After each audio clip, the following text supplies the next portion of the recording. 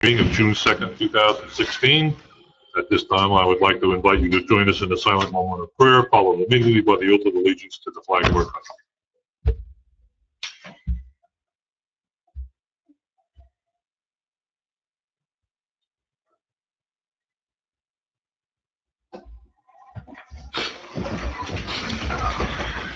I pledge allegiance to the flag of the United States of America and to the republic for which it stands, one nation, under God, indivisible, with liberty and justice for all.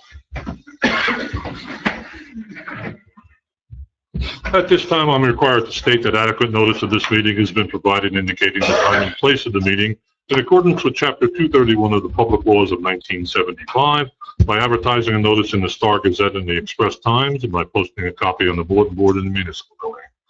Beth, may I have a roll call, please? Yes, members Fox. Here. Johnson. Here. Chesky. Here. Costello. Pryor. Here. Wolf. Here. Mayor McKay. Here. Vice Chairman Doral. Here. Chairman Van Vliet. Here. Alternate number 1 Fishback. Here. Number 2 Frank. Okay, I'd like to remind everyone that this is a special meeting and the business tonight will be concerned strictly to the I-78 Logistics Park. And this is a continuation of the hearing on the GDP application. I'll ask if the applicant is here. Yes, Mr. Chairman, Carl Kem, lawyer on behalf of the applicant. We're ready and we're here and ready to proceed when you're ready. Okay, ready to go if you are. All right. Thank you, board members. And again, we do appreciate you accommodating us with a special meeting. We're just going to pick up where we left off. Next witness we will call was Mr. Todd Poole, who prepared the economic impact analysis that was submitted to the board. And since everyone has it, he's just going to be highlighting some of the issues in there, and then we'll be available for more detailed questions. So I don't think he's just giving you a little bit, the whole report's there. We don't want to bore you with him reading the whole thing. So I would call Mr. Todd Poole. Sir, you swear affirm the testimony you give in this matter will be the truth, the whole truth, nothing but the truth, so help you God. I do. State your name and spell your last name, please. Sure. It's Todd Poole, P as in Peter, O-O-L-E. Thank you, sir. And Mr. Poole, if you would just give the board the benefit of your professional experience in cases we testimony. Sure. I'm president and managing principal of Forward Planning. We are land use economists, and it's a fancy way of saying we get to play SimCity for real. We get to quantify development metrics. We work on behalf of developers and cities nationally. We represent, for example, New Jersey Transit for all its transit-oriented development projects. We work for cities such as Hoboken, New Jersey. We work for Morristown. We've done work down here doing fiscal and economic impact analysis, obviously next door here. We do all of the Turnpike and Pennsylvania Department of Transportation economic impact analyses, and we do a ton of market assessment for clients from Cleveland to Ann Arbor, Michigan, throughout New England and throughout New Jersey. And Mr. Poole, do you hold any educational degrees or certifications in regard to your area of expertise? I do. I have a master's in public administration with a focus in finance from Rutgers University. I hold a undergraduate degree in political science and economics, also from Rutgers. And I'm also certified as an economic development finance professional. I'm also instructor with Plan Edison, which is the teaching site for municipal and county planners nationally. And in your experience, have you been accepted as an expert in the financial analysis planning areas before planning or zoning boards? I have, and I've also been deposed by lawyers too. So we would offer Mr. Poole as an expert in this matter? I think Acceptable? well acceptable. Thank you very much. All right, Mr. Poole, thank you for your time. I'll let you go through your report now. Great. Thank you, Carl. So good evening. What I'd like to present to you tonight is just a summary of the economic and fiscal impact analysis that was performed, a report of which you probably have gone through already, and have done the same type of analysis for your next door neighbor in Phillipsburg, looking at the impacts associated with this project and specifically within the footprint of Lopatcong. Phase one of this project is entirely in the municipality of Lopatcong, and which is the focus of the study on which we worked on. 4.2 million square foot warehouse distribution center, and $25 million in land development is the total project value. Total construction value is $207.1 million, and that's occurring over 4 phases. So we analyze each one of those phases. Again, your particular project footprint represents phase 1. I'm going to start off with just the economic impact analysis, and just for edification purposes, economic impact is also, or economic impact analysis is also known as input-output modeling. It's basically looking at, for every dollar that is invested, whether it be public or private, that dollar ripples through an economy. The economy could be local, regional, or national. And in this particular case, we looked at it on a county-wide level, but clearly many of the benefits would accrue to the localities of Lopatcong and Phillipsburg. Also mentioned in this report, and for your edification, we look at impacts broken out into direct, indirect, and induced. You'll hear people talk about, this is the impact of a certain project, public or private. Direct impacts are the impacts that in this case, the development or project sponsor is making on behalf of this project. So those are the known investments. That's the direct impact.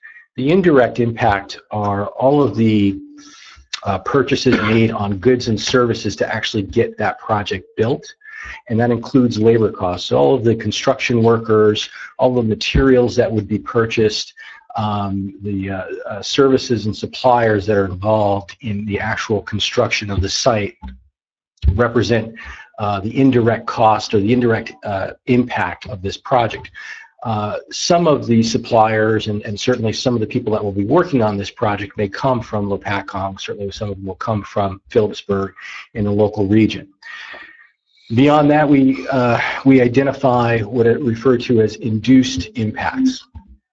Induced, and this is a little bit less understood than indirect, but induced refers to those folks who actually have employment as a result of building of the facility. So for example, when this project starts, again, there'll be construction labor, there will be suppliers and services that will be necessary for the project.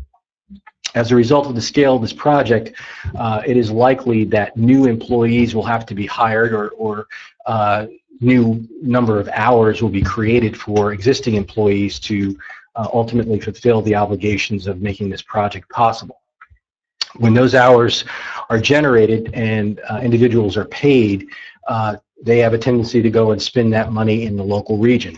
That's what's referred to as induced. In other words, I have a paycheck now because of this project. I provided my labor, or I supplied something that otherwise would not have happened.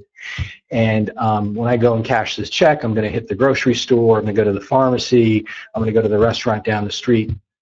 Those are net new dollars that make their way into your local economy, which have a fairly big impact. It's one of the reasons why when you see construction, large construction projects, a lot of the local eateries benefit most in particular, because those workers got to go and eat somewhere, and they're usually spending those dollars locally.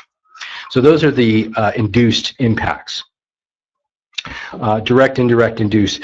When we look at economic impacts, and again, this is in your report, we also break it out into impacts associated with employment, direct, indirect, induced, impacts associated with economic output, that's the actual kind of value added that's produced, as well as the tax dollars. Now, I will say that when we do economic impact analysis at this scale, it's difficult to pull out the local tax dollars, and it's one of the reasons why we do a fiscal impact, which I'll talk about shortly. Nonetheless, the impacts are relatively large, and I'm going to go over in general what they look like. And first, I'll start off with the major impacts associated with the project in phase one occurring in Lopatcong are principally occurring, and right now we projected at 2017. We've pushed that out another year or two, I believe, just based on our current development schedule. But we are looking at the majority of that impact taking place in 2 or 3 years, with roughly, let's see, I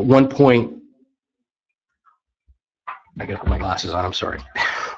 1.5 million square feet of space leased, with about a net new employment number of 614 new employees occupying that facility once it's up, leased, and fully occupied. All right, so that's kind of at the completion, and then we go out from there, most of that happening in Phillipsburg. So what are the key findings on the economic impact analysis side? And let me say this too, markets don't recognize political jurisdictions or boundaries. So when I talk about what's happening in Lopatcong versus what's happening in Phillipsburg, for all intents and purposes, you're benefiting just as much in terms of the employment, in terms of the economic impact activity that happens on either side, simply because, again, markets don't recognize, oh, there's the border and dollars stop flowing. It's free flow. The tax dollars are obviously different, and that's why we do the fiscal, and we'll talk about that. But totally over the entire development stages of this project, all the way out to, I'm going to say, about 2024 or so, we're talking about over 2,700 total jobs at project stabilization created at this site, okay, again, including both sides. We are talking about $3.7 billion in total economic output over 10 years, okay? Over 10 years means that, and that total economic output is all of the value added accumulating over that period of time, that 10-year period, some of which obviously circulates in the local region, some of it outside of it, but that's the scale of it. And then we've also identified about $158.1 million in state taxes over a 10-year period. Why is that important to know? Because they're state taxes? Well, it says this is what your particular locality or localities are contributing to the state economy. Gives you a little bit of leverage when you're looking for infrastructure funding for X, Y, and Z projects that might be related to this particular project. Trying to get to isolating it just on, I guess that's what I have on the economic impact analysis. Are there any questions on this piece before I get into the fiscal? I do. Mm-hmm. And I just want to get the number straight. I think you mentioned a number of 614 jobs created first. I think that's the first you said, 614 associated with phase one, correct? At full build out and stabilization, which means the building's occupied for about probably close to a year. So that is not the people who are building it. That's actually people working there. Correct. Correct. People working there. Mm-hmm. And when it's built, those are full and part-time jobs, and those are identified looking at an industry sector that is associated with this type of project. This is distribution, logistics, warehousing. And when it's fully built out, we're looking at a total number of employees of 2,700? Well, 2,700 jobs will have been direct, indirect, and like all jobs combined. Induced and all? Correct. Do we have a number of what the actual jobs at the site? Yes. I apologize here. I believe we have identified just under 1,700 full and part-time jobs will materialize at the site. At the site. Mm-hmm. At full build out, everything is fully occupied and operating. And that could be on the low end. You may recall from your last meeting, there was a gentleman up here on the dais who was a traffic expert. It depends on the labor intensity of the business that occupies the building. For example, The Amazon facility in Robbinsville currently has about 2,500 workers at that site. And that's 1 million square feet, I believe, under roof. So this is a larger scale facility, but we're kind of erring on the side of being conservative and saying you're going to have fewer workers if it's just a standard distribution logistics type facility, which has become less labor intensive than it once was. These facilities are highly automated, so you've got racking systems, you've got, you know, robots running around with humans, you know, and the automation has replaced a lot of the labor that you would have had 30, 40 years ago. Nonetheless, you still need labor. However, if it's a pick and pack type of operation, even part of it, that becomes more labor intensive, and so these numbers would only go up. I don't remember. Does anybody remember what the numbers were when the traffic guy said it? 1,700 minimum daily workers. Well, right, full and part-time workers, just under 1,700 is what we're estimating. All right. Right. Another, I mean, you know, a simple rule of thumb too is you could say approximately 1 worker every 1,000 square feet, but again, it's hard to pinpoint it accurately until we know precisely the type of business, but we feel comfortable with this number. Okay. Quick question. Did we get this report in our original submission? Is this one we have not seen yet? No, we have, this is the, within the original package. We have got, okay, I must have it in my other package then. Okay, that's fine. Mm-hmm. Sure. Okay, any further questions? If not, please proceed. Okay. So now we're looking at the fiscal impacts, and again, you have this in your report. You know, that 4.2 million square feet. You know, we talked about phase 1 having 607,500 square feet of that in Phillipsburg and 1 million square feet of development in Lopatcong. And those two things combined are phase 1. It's kind of what I was referencing in, when I just talked about square footage for phase 1. So the 1 million square feet happening in Lopatcong will have a fiscal impact, and the positive fiscal impact. Starting in phase 1, and again, this is based on full build out. It's operating.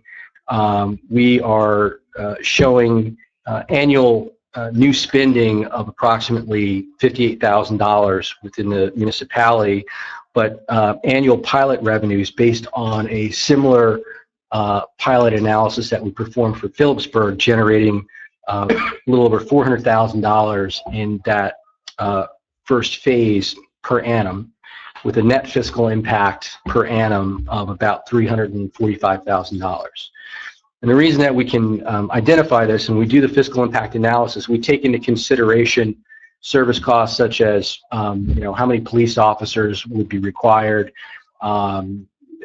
I believe you have volunteer fire here? Yes. Right. So that's not a particular impact. However, that would be taken into consideration with the net fiscal impact of $345,000. Certainly a contribution could be made to purchase additional equipment for even your volunteer fire department. Other services, and we're under the understanding that the roads are privately maintained on the site, so that is not an impact to the municipality as part of this project.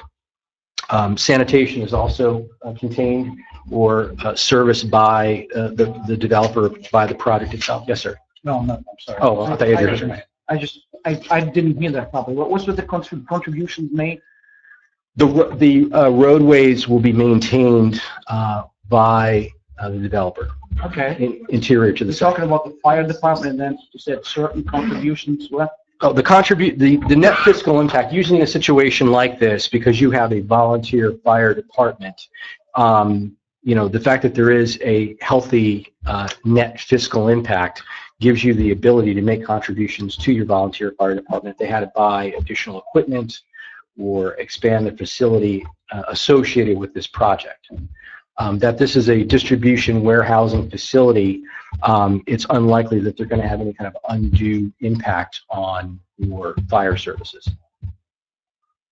Going out into phase 2, that net fiscal impact increases to about $357,000, and then it goes out all the way through phase 7, where we have it on an annualized basis, a net fiscal of $423,000 per annum. Again, what we're showing is that annual spending is relatively flat and it's low because the service costs associated with this project are low to begin with. It's not generating the type of service needs or calls, say, that a housing development would generate, or even a retail shopping center would generate.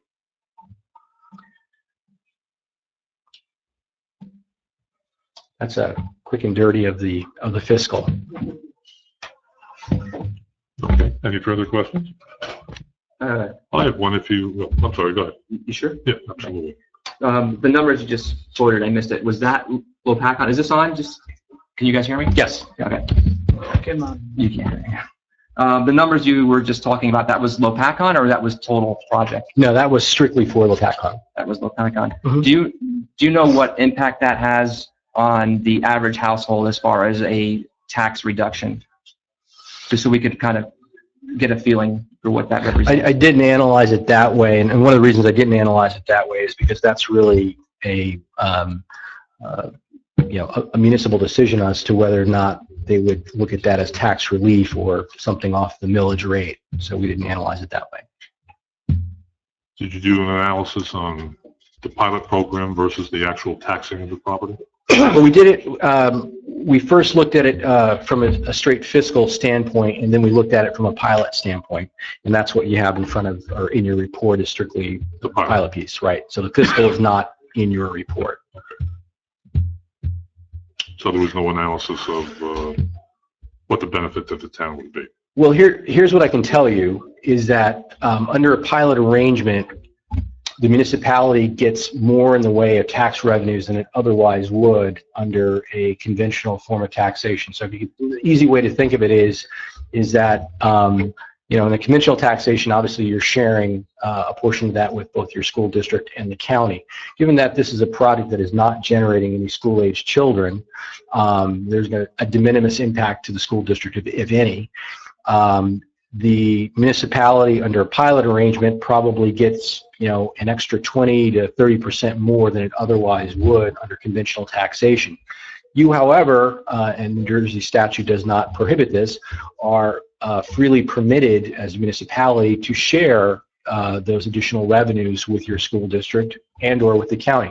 The county, by statute under a pilot, basically gets a nickel on the dollar of the pilot arrangement. So for every dollar that's generated through the pilot, the county is entitled to 5 cents per the pilot arrangement. Everything else, accruing to the municipality. So you're estimating basically that none of the employees will move into the town? We don't know that. Certainly some could move into the township, but the nature of the project is such that there are probably a large number of people who already live locally who might take these jobs and not need to move into the township.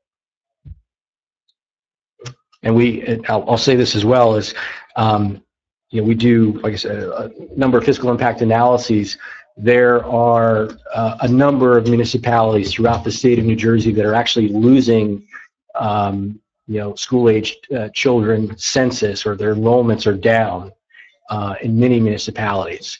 And so we talk to more school districts than not that are actually looking at mothballing schools because they don't have enough school-aged kids in the district.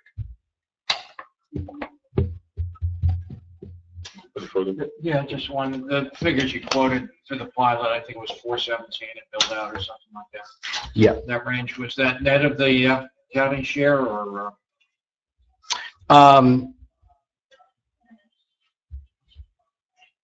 Yes, because when we do this modeling, we don't even include the county because it's irrelevant for your purposes.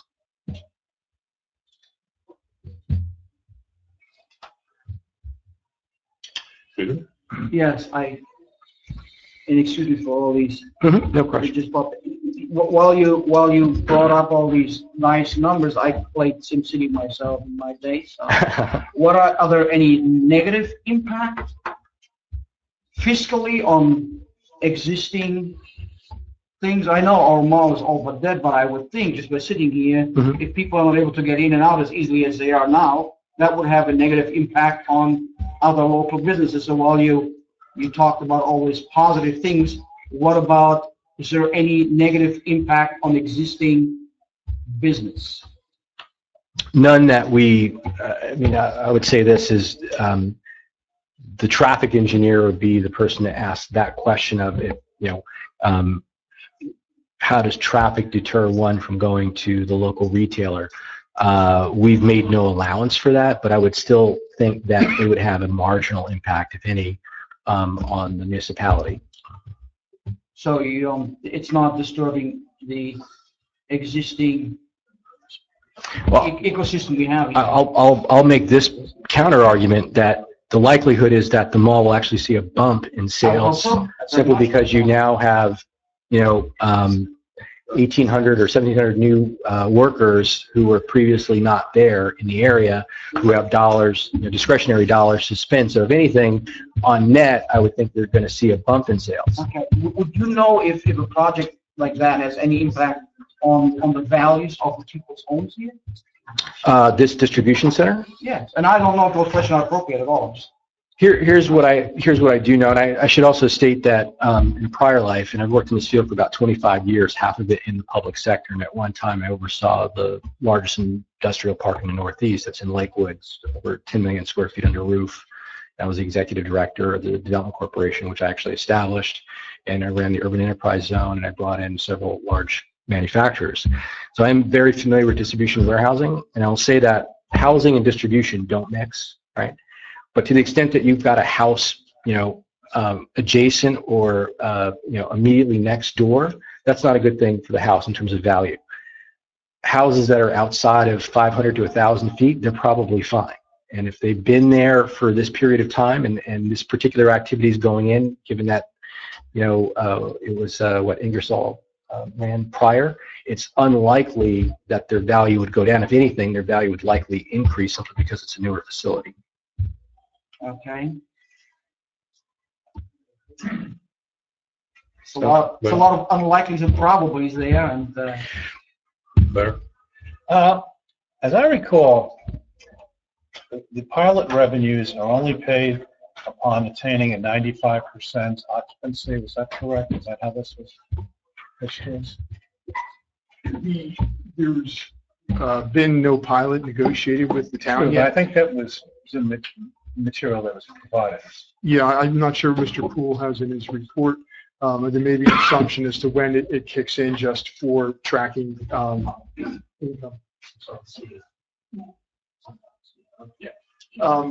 Okay, my understanding is the pilot that's in place in Phillipsburg and what would be proposed here is it would start upon issuance of the certificate of occupancy. Even if it's only 50% occupied.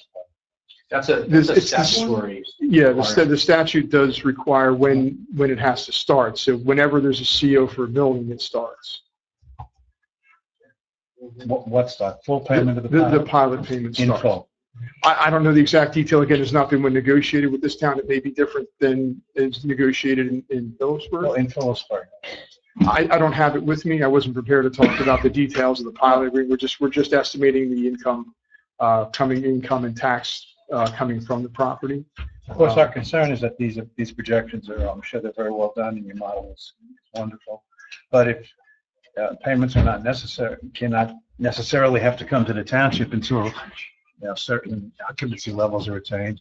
Right. Well, that's certainly the case. There are triggers in the agreements as to when the pilot payments will start. And there's certain statutory requirements. Again, I probably prepared to talk about it in detail.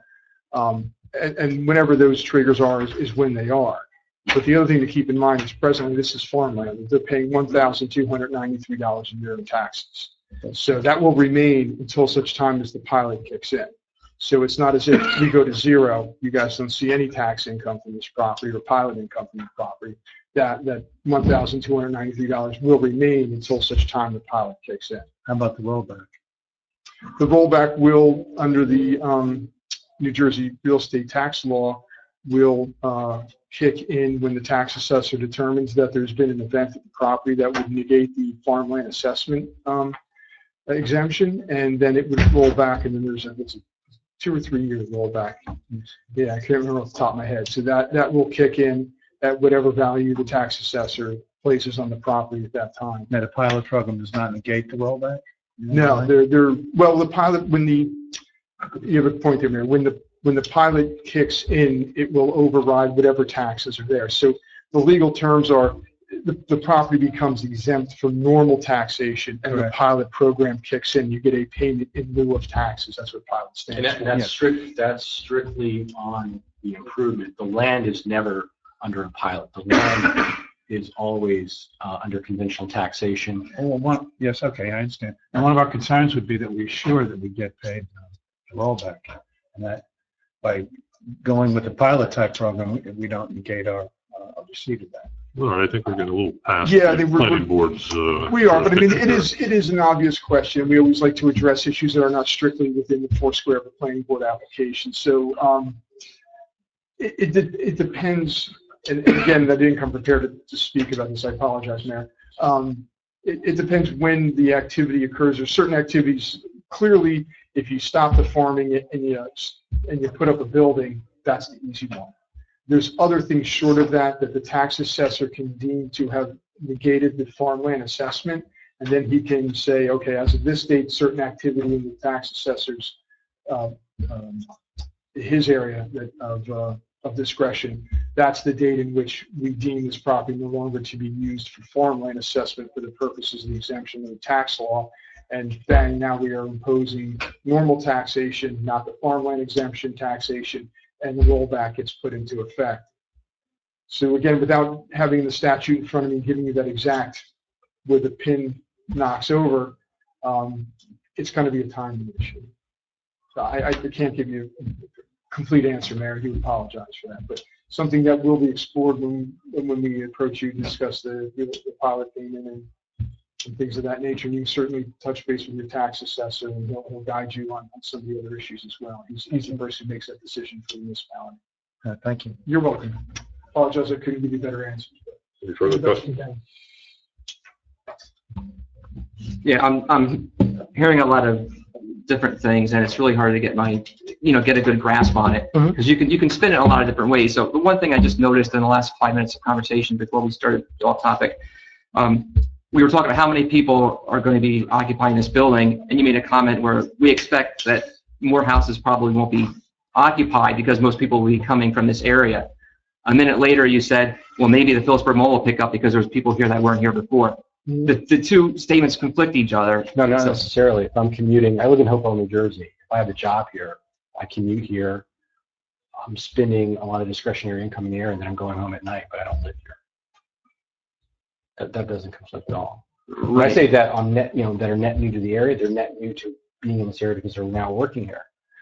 The Census Bureau confirms that most people have a minimum of a 25-minute commute in the state, and I would dare say that people who work in this general area are probably commuting, longer than that. But you got people that also commute locally too. My point is that you're going to have people who are coming into this area who've never been here before, but to supply their labor, not necessarily to live here.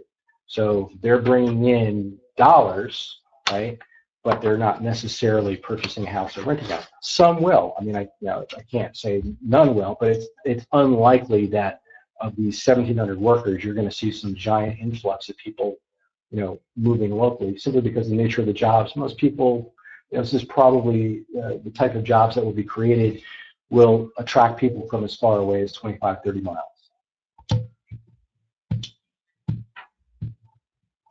Further questions?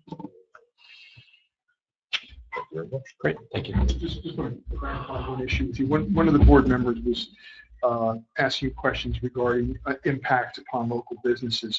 With that in mind, the question I want to ask you is, in your opinion, does the use here and the type of business create competition for other businesses in town in which they would lose customers?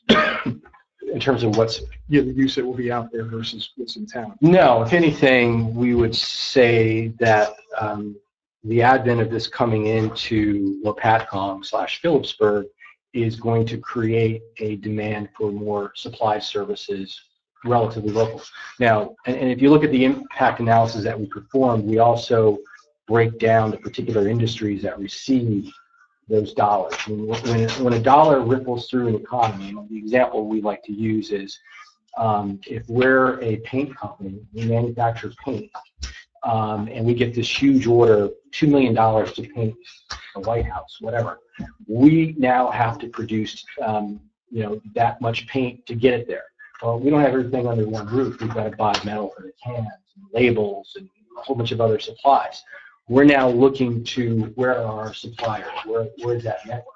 To the extent that that network exists locally, those folks benefit. That's the indirect that we talked about. And then there's the induced. So in this example, I would imagine truck service repair shops will get real busy.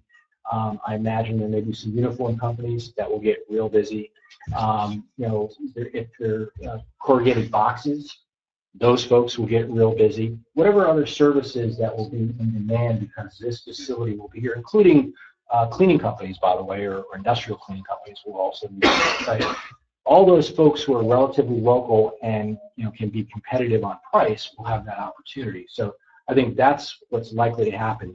This is a distribution logistics facility, and you're not going to be blowing anybody out of the water locally, that's for certain. Any other questions from the board? And since we have Mr. Poole speaking, if we just open up to the public, any questions for him while we have them? Certainly.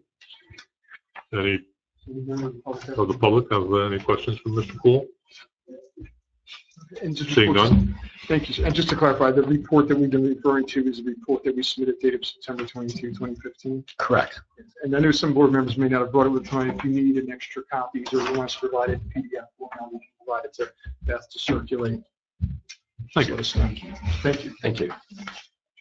And then our last witness, but not the least, is our professional planner, Mr. Rob Larson. And the exhibits he's going to be using were previously marked, and we'll just refer to those marking numbers when he gets to them. Larson, you swear from your testimony you've given this matter the truth, the whole truth, and nothing but the truth, so help you God. I do. State your name and spell your last name, please. My name is Robert Larson, Larsen. Thank you, sir. Thank you, Bruce. Mr. Larson, if you would provide the board members with your background and educational background. Sure. I'm currently a licensed architect and licensed planner here in the state of New Jersey. I hold a degree from New Jersey Institute of Technology. I've been working for the firm of Chester Blusowski doing planning and architecture for the past 18 years. I have testified as a planner and architect in front of many boards throughout the state on general development plans and all types of redevelopments and others throughout the state for the past 10 years. And have you been accepted as an expert in planning testimony before planning and zoning boards before? I have many times. In regard to this project, you, along with other members of your engineering firm, prepared and submitted a general development plan report revised through January 25th, 2016, and then an addendum 1 dated March 8th, 2016. Is that correct? That's correct. I'm directly responsible for the preparation of this general development plan along with my two partners, Mr. Blusis and Mr. McGrath. We would offer Mr. Larson as a professional planner and expert in this matter. Acceptable. Thank you. And if you would run the board through your background investigation and prior to reviewing this matter and go through your conclusions with that. Sure. Again, I'll start with, I can tell you I've been at every meeting.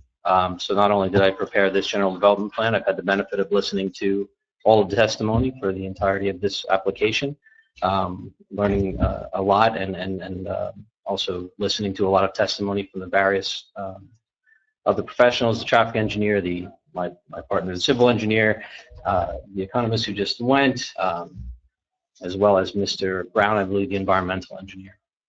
I'm familiar with the site. This is a site that, again, I was part of preparing the plans for, the conceptual layouts for, the land use plans that were ultimately prepared. I've been to the site many times. I've had the benefit of the review letters from the board's professionals and really been engulfed in this for quite some time now as a planner. We've heard a lot about what a general development plan is. The board's attorney did, I think, quite an excellent job of describing the general development plan process at the outset of this application, as has our applicant's attorney as well. And again, I will remind you that a general development plan is to be general. I hope that we can all remember that. And when considering each of the aspects of this application, I'll quickly note, I'm gonna spend some time to just make sure that I talk to all the components of the general development plan that are not only required by the municipal land use law, but the MLUL uses the word may, but the Lopatcong ordinance uses the word shall. So each of these things have been provided. Again, I should have said right in the beginning, we are looking at 1 million square feet of logistics space here in Lopatcong for a combined project with the Phillipsburg development of 4.2 million feet. We have 101 acres here in Lopatcong. I'm going to go through the list of the various things that are required of a general development plan. I'll be quick, so I apologize if this is redundant for anything that you've heard. The first component of a general development plan that should be considered is a general land use plan. I think that we have obviously provided that. We have a plan set, and we also have various exhibits that have been entered. That general land use plan shall have certain components, but I feel that all of those components, as described, have been provided on it. A circulation plan has been provided. I think the again, I have any of these exhibits if any of you are interested in seeing them. That circulation plan is the second item to be included in general development plan application. Next, we have an open space plan. I think we saw that not only have we provided an open space plan, there's multiple kinds of open space that have been provided in compliance with your ordinance. We have the Lopatcong Creek Conservation Area, which is a passive recreation area. We have an active recreation area provided, as well as multiple parcels of open space between the proposed structures. We have a utility plan. We did hear from our civil engineer, my partner, and we did provide a utility plan showing the capacities and capabilities of the various utilities to provide access or to be provided to this site. A stormwater management plan, which was, I believe, added. It was not on our initial submission, but was added and submitted to the board. An environmental inventory. I think we heard some quite detailed environmental discussion from Mr. Brown. A community facility plan, which there was some discussion. I'm not sure what ended up with the nature center, but obviously there is a very positive element available to be part of the community facilities plan. A housing plan. This is a logistics warehouse space, and I believe any of the implications to a housing plan would have been part of the development agreement. And I'm going to look to you, Mr. Kevin. That would have been part of the negotiations with the development agreement. A local service plan indicating public services. Again, there's been discussion about the various impact on local services. A fiscal report, which we just had the benefit of hearing, which was not only provided as part of your application package, but again, we just heard some eloquent testimony on the fiscal impact of this particular development within Lopatcong. A proposed phasing schedule. So we've seen a phasing schedule, and that's going to lead me into vesting, but I guess we'll get to that a little bit later, which is we believe the amount of time we need to build this and to have this GDP be vested. I'm going to note the phasing plan. I'm hoping when we consider vesting, considers the capability of the developer, considers the realistic implementation of a project of this size, approvals and construction. And municipal development agreement shall be between the municipality and the developer. I believe that's been executed. And the schedule for development, which we've, I believe, proposed, asked for a vesting of 10 years. That is, again, to implement a project of this size, to get through the approvals of various agencies and such that would be necessary to bring this project to fruition. Give me 1 second, I'm looking at my notes. So After we look at each of the things that, okay, I've just put on, reminded everybody that all the application, the necessary GDP application items have been provided as part of our application. I think we have to look at then what the GDP asks you to look for. Is it consistent with the redevelopment plan and the redevelopment ordinance, which I believe it is. We've met every application requirement as well as every standard as would be applied generally. And has there been adequate open space provided? I believe there has. This is part of the GDP considerations. Are there adequate light, air, public services, and circulation? I believe there are. And the last thing that the law looks at is, does a proposed development will not have an unreasonable or adverse effect on the surrounding area? And again, it is my opinion, having heard all of the various testimony, there have been concerns, but from which as part of this process can be hashed out at the site plan approval process, at the site plan approval level.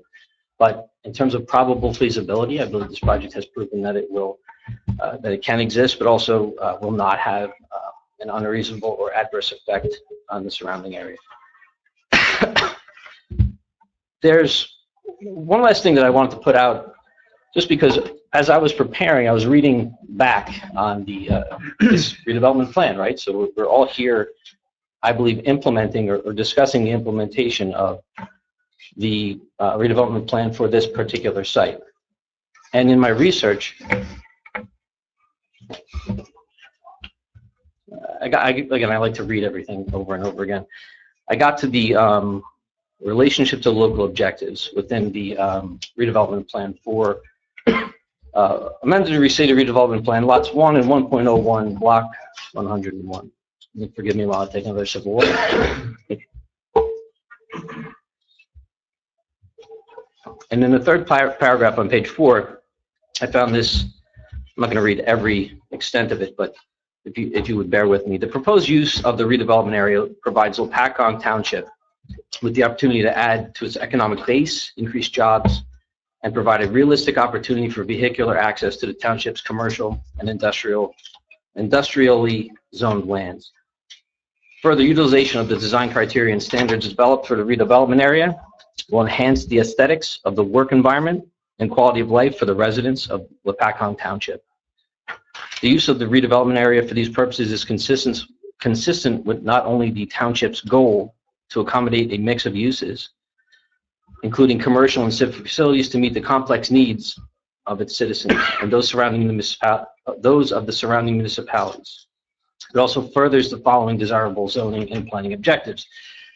I'm not going to read every one of them, but the fact that this is a reuse of a brownfield site, that we are providing open space and buffering, and that we are reducing the truck traffic on the smaller roads, and we are controlling that with a new planned connector road that will reduce the amount of trucks that would end up on more local, inappropriate, taking inappropriate routes for trucks. That we've, I believe, really shown that we are in compliance with this redevelopment plan and also with the intent of this redevelopment plan. And that's really it. Any questions, comments? I have a question, but and that is something which I think Tony sent out in an email to us, and you just mentioned it, and that was this: it does not have an unreasonable and adverse effect on the local. How do you define that? Unreasonable and not. I don't know how to define that. How do I define it? Yeah. What does it mean? Unreasonable. I don't know what that means. Well, I believe unreasonable is put in the context of this is a use that is permitted on this site. Mm-hmm. It is a use that is part of a bigger picture that was considered in this plan. So unreasonable would be not considered as part of what this development is intended to be. So something beyond the scope of what would be expected from this development. And I understand that there are concerns over the impacts on traffic in the area. At this general level, and if I were to read to you the needs of the circulation plan to be submitted. What we look at now are the general impacts of the on-site circulation, the adequacy of the circulation that we put on site, the improvements, and then the connections to the existing system. So an unnecessary, an adverse effect on the area that would be not expected would be something that would be on the scope of what otherwise is expected. And that, I'm not sure if I'm answering your question, but given the fact that this is previously an industrial site, it is a use permitted, adverse would be beyond what would be expected, in my opinion. Okay. One of the, I'm sorry. Go ahead. No, after you. I have one question on the circulation plan. I think the previous testimony, one of the objectives was to keep people out of the site. And then we have this main connector road, and I think it's listed private road for public use. Wondering how that all That's what we're works trying to with the, ascertain with our traffic study, which we've been adequately schooled in by Mr. Ken, that we don't have that ability at this level. We were trying to ascertain this information that you're, how it affects our area. And so far, you declined to do that for us. Well, So, that being stated, let me address Mr. Pryor. yeah, that was, that's a I'll address important both. question, but a I'll different address one. both, but since Yeah. Mr. Pryor went first, we'll give him first crack. I think there's a little misunderstanding about the private-public roadway system in the development. So let me see if I can explain that to you. The roads are going to be owned and maintained by the developer and the condominium association that will be set up for the entire property for both towns. They will be responsible to maintain those roadways. They will be open to the public. So they're not going to be private road, no trespassing signs, anything of that nature. We also got into a discussion, which I think may have muddied the waters on this issue, is that we have not proposed sidewalks. It's something the planner had brought up in his report. We had a discussion on that. And the reason is that we're not trying to encourage public use of it for a sidewalk, because there's going to be a lot of trucks. There's going to be a decent amount of non-truck traffic as well. I think maybe that muddied the waters. The other concern, too, that was raised was we also don't want some of these trucks going out and going into the residential neighborhoods, and that we would also configure and put signage, which will be detailed with site plan, directing the trucks up the main connector road to the new 22 intersection and out that way, so we can avoid local truck traffic, because nobody wants that. We certainly agree with you on that issue.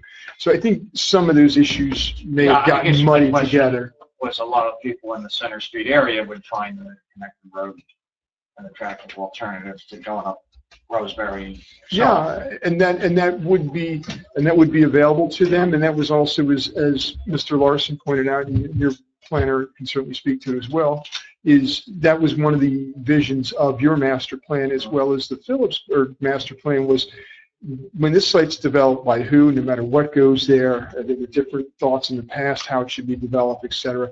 We need this large connector road for not just the site, but also to help the local roadways, because again, people who are going to 78 versus going through the local roads out to 22, up and around the bend to 22, and then to 78, why not just cut through here and up? So that was always envisioned. There was even, from my understanding, years ago, there was agreement between the two towns to actually build the road themselves. So, I'm sorry? It's still in play. Yeah, I think for a number of reasons it won't happen, but that's another story, and just illustrating the point that this was always considered. We respect and will keep it open to the public. There's certain issues that we're just concerned about. Again, the sidewalks, the traffic there. We agree with keeping large trucks out of the residential neighborhood and direct them, somewhat force them up the connector road to the new 22 intersection and out. So that, did I clarify your issue? Okay. Like I said, we were talking about a bunch of issues last time. I think they did get kind of jumbled together. In response to Mr. Van Vliet, yes, Chairman, I didn't mean to beat you over the head about it last meeting. I apologize if I did. There is, a limit on the board's ability to deal with traffic because 22 is under DOT jurisdiction and other matters. And as I indicated earlier tonight, is we certainly don't want to say no to the town. We certainly want to address the issues that came up. For example, the mayor's discussion we had on trying to get in details of the pilot agreement. So we're certainly not saying no to giving you information. There's certain information and reports and timeframes that somewhat precluded us from giving, full-blown traffic information. We have agreed as a condition of approval here, as we have in Phillipsburg, that at the time of our site plan, which your professionals would not let us get away without providing, is a full normal traffic report you're used to seeing, which will be updated with each site plan if there's an increase in background traffic rates and things of that nature. That is something we absolutely agree to and offer as a condition of approval. Again, we're doing it in Phillipsburg, so we're going to be doing it for you folks as well. We'll get into those details there. The other thing that this board has also asked us to do, which we voluntarily agreed to as a condition of approval, is there is concerns, I don't mean to point at Mr. Pryor, but I think it was you, regarding possibly talking with DOT regarding timing of traffic lights to 78 and other issues you had brought up. And we certainly agree we will bring those to DOT's attention. We will ask them to address them. We can't force them to. We will ask them to. We will reasonably cooperate with anything they would like us to do. Things of that nature. We're sensitive to that as well. And as Mr. Larson indicated, the use itself is permitted, and that's why we're making the argument that we don't think we're creating an adverse negative impact for traffic or otherwise. That's something and the law presumes that the planning board as well as the governing body had considered before they said yes to this use. For example, you wouldn't say if you had before you on another night a request to amend a zone that's been traditionally a residential neighborhood and somebody in the middle of that neighborhood wants to put a mall in, and you would say, well, wait a minute, we don't want to say yes to that because the traffic that will happen off of that property, we say yes to the mall in a residential neighborhood. And the court says if you decide to let that mall go forward, you understood the traffic it was going to create in that neighborhood, so it's deemed understood and accepted, and your planner can certainly guide you in that regard if we get that far. But I just did want to address your comment as well, Mr. Blunt. And I hope I addressed it. If there's any questions. No, I just want to point it out. Yeah, I know this gentleman here had his hand up, Mr. Fox. Yeah, just the sequencing, when you mentioned that detailed traffic study reports would become when we come to site plan. At what point would our concerns, would that be the time to address our concerns? Then you go to DEP, you work out our concerns and then come back? Or DOT. That's right. I'm confusing myself. Before you come to us with site plan. Like if we have concerns, should we address them now so you can discuss it with DOT? Well, we wait for detailed site plan? I think with the detailed site plan, because again, we're going to have let's just dive into that because it's not a clean scenario. So we're going to have site plans again for the entire project. It's both towns, right? So we will be building the connector road because that we want to build so we can make sure we have construction traffic and things of that nature coming down that road, so we're not going all the way around across the 3rd Street Bridge, and we cut that down as soon as possible. So that will happen earlier on. There will be interface with DOT to allow that and to have that intersection built. Then there will be, as each development within, we have 8 buildings proposed. Each one of those there will be site plan in this town and/or Phillipsburg. And when we do those applications, notice is provided to your town, and we'll certainly give heads up to your professionals directly so they can be aware if they need to raise anything. Not back to us for site plan on the road. We are back to you for site plan. Yes. So it'll be somewhat in conjunction. We will need to have DOT approval before we actually construct. Most likely, we will not have our final approvals from DOT when we come for site plan. I don't want to speak for the engineer, but generally that's been my experience, because until we work out with you some of the deep, because the site plans at times. It's a shame if you came to us for the first time with detailed site plan already having a DOT approval, and then us not being able to raise any of our concerns at that time, because it's already been approved. Okay, well, that would be, and if you want to give us an idea of some years, or if you would like to have some board members. Well, we have. To answer your question, I think that the applications will probably be on parallel tracks. That there'll be an application pending with DOT, but for final determination. Same thing here. They'll both inch along and one will react to the other to some degree. Mr. Grell wants to address your question, but just as far as the issue of, you had mentioned the concerns that we have, we've already voiced. We're aware of those. We will get a copy of the minutes from Ms. Dilks if we have to get a copy of the actual audio tape to listen to. We have those, and again, as those things move forward, your professionals will get, will be involved. We'll let them be aware of our status. So if they need to give us input and remind us of anything we may have forgotten, we'll certainly listen to that. If I could, I'd have a proposal here. You've been to DOT for a pre-app conference. Right. You got your warrant for the traffic light. For the traffic light, left-hand turn, so on. Right. You owe them to proceed final design and the traffic impact analysis. We did read the scoping study. We have some concerns about that. I mean, I would propose to the board that we draft our concerns and we make DOT aware of those. And hopefully we can all work together on those. There, as I was indicated, there is, we're aware of your concerns you've raised so far. If you want to certainly work with your professionals in drafting the concerns you have. I'd like to at least make those known to DOT. And you have the right to do that when when we're all on the same page and we resolve what we can resolve. Right. This board, this town, and the public has the right to give input to DOT when there's a major access permit in works. That's certainly the case here. And the board is, free to, and certainly Mr. Pryor, work with your professionals in having them bring your concerns to DOT so they can be considered. Again, we will consider those. We have considered those, and again, the issue I keep bringing up, and I mean to harp on it. Your one concern that always sticks in my mind is timing of the lights. We will definitely raise that to them. My point was, I recognize you can't double the size of 22, but sometimes there's things you can do to minimize the pain and maximize the capacity. Understood. And I guess there's also the question. I've read some of these have actually staggered shift changes and so on, so you don't coincide with peaks.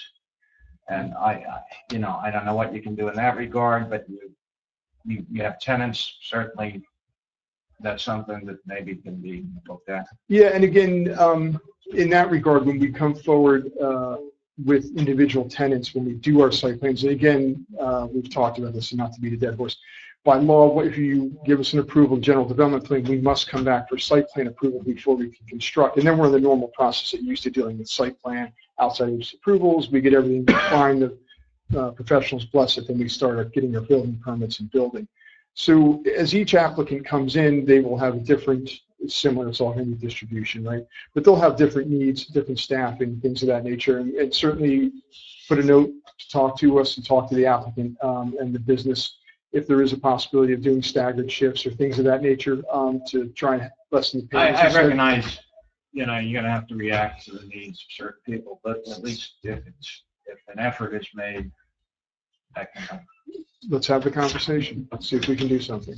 I have a question for your planner. Have you contacted or part of Lopatcong's questionnaire application procedure is to contact Highlands Council? We're in the planning area. Sure. Our portion of the Ingersoll property is a industrial center designation from the Highlands, and we're going to require you to have a get any permitting or anything like that. That would be effective with the Highlands. I have not, as part of this. There are some other considerations with the Highlands now that they may be reviewing concerning water, so you might want to take a look at that. And I know Mr. Ken would probably follow up to this, but that will need to be, when we come for site plan approval and other agency approvals are required, Highlands definitely going to be one of them. Okay. Ken, if I could, just one last time. And I hear what you said, and I think I heard what you said. It's about the traffic study. You don't really have to do it. I was reading the letter you wrote to Tony, and it says here that the planning board may deny an application if egress and egress proposed create unsafe and inefficient. If we don't have any traffic studies, how are we supposed to make an educated decision if the circulation is effective or not? And how are we supposed to come up with questions or what Joe proposed if we don't know what the traffic flow is gonna be? Right, and that will happen at the time of site plan, because then we will have the detailed layout. What we have before you, what's been presented and what has been presented to DOT is more than conceptual, but it's not the gory detail you're going to get where all the details of the intersection and all the road work associated with it to create that intersection with 22 is detailed. And then at that time, you will have that level of detail to make that conclusion, as I did note in my letter. There was cases to talk about what has to be done at site plan, and my letter also goes on to say is the analysis at the time of general development plan, as we've talked about at the last meeting, is a different analysis. It's basically, is it feasible that we can construct that intersection to meet those standards when we come back for site plan? So basically, have we looked at it? Have we just done a pie in the sky? So, we're going to put the intersection at the bend on 22, and everyone's going to go, oh, that's ridiculous. That'll never work in a million years. We have something that is reasonable, that will most likely work. We have also, to that end, we have gotten DOT has reviewed it and said, conceptually, yeah, we bless this intersection. We've also, as the chairman noted, it's called warrants, not like you're under arrest, here's a warrant. Warrant means there's certain items, if you meet 1, 2, 3, 4, you've met the warrants to put in a traffic signal. People think, if you get someone to get the money up, you can put a traffic signal up.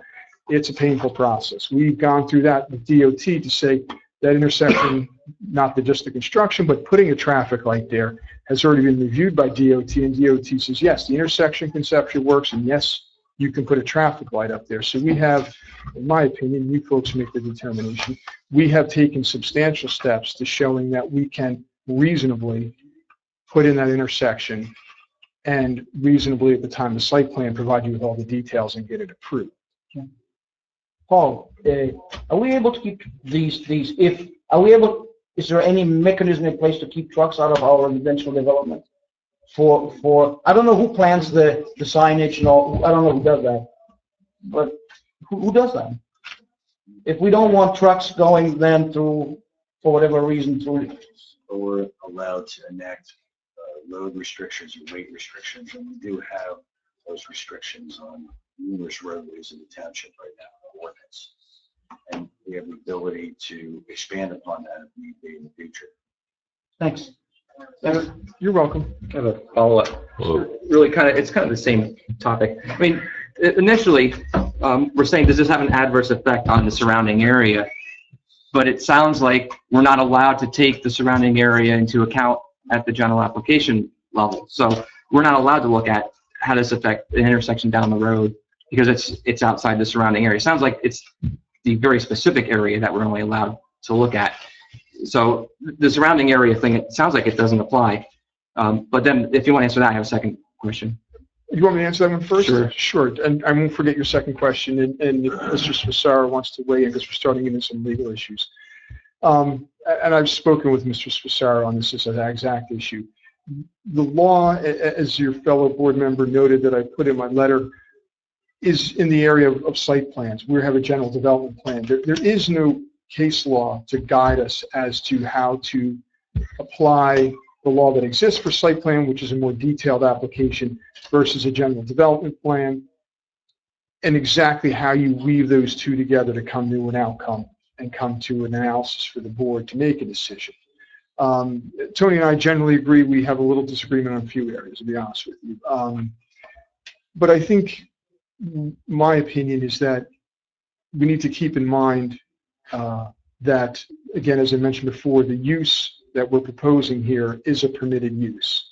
The plan and the contents and requirements of the redevelopment plan, which was approved by this board before the council adopted it, recognizes that there's going to be distribution uses, and distribution uses have truck traffic, and that we need, as I mentioned before, we had some discussion about the connector road and the history of wanting that connector road and shuffling the traffic up there and out to 78. So I think it's a little hard, and as our planner testified, it's a little hard to say there's a real negative impact of this project on traffic issues to the general area.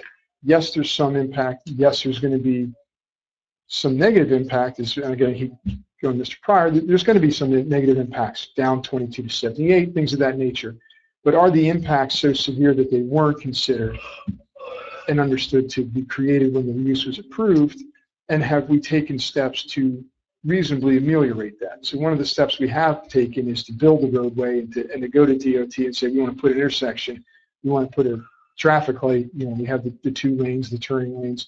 So we've taken efforts to address that. We believe, you guys make the decision, we believe that we have met that standard and then, again, reasonably met it and will be reasonably able to prove that to you in more detail at site plan.